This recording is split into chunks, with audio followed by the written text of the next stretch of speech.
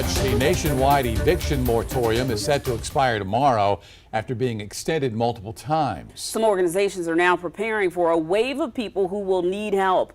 News 19's Tai Wong has those details. There could be 100,000 people in South Carolina overall who are at risk just because they may not know if they're going to be able to catch up on rent or pay their rent the next month.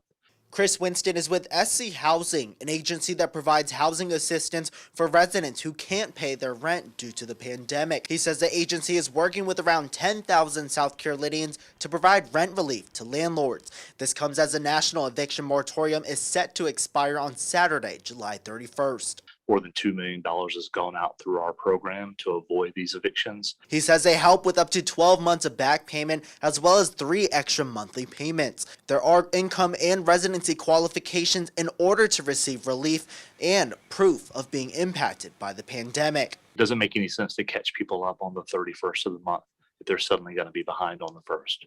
Right. So we want to make sure people are stable in their housing, that they have an opportunity to catch up on the back rent, but also give themselves some cushion for the next couple of months so that they're not suddenly worrying all over again.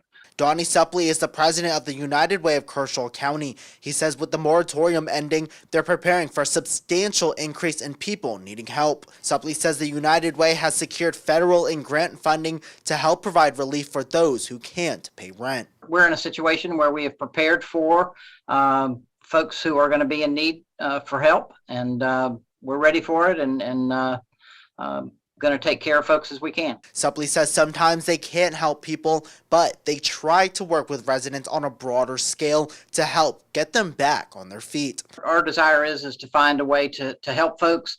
If it's through a referral to another agency, we do that. If it's helping them firsthand, we do that. And we basically try to find a way to help folks in need.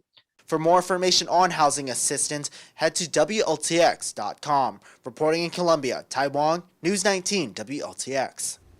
And it's not just renters who could be at risk of losing their homes. A rule that prohibited banks from foreclosing on homes is about to end as well. Much like the federal eviction moratorium for rental units, this rule has been extended several times. The Mortgage Bankers Association estimates that 1.75 million U.S. homeowners are in some sort of forbearance plan with their bank.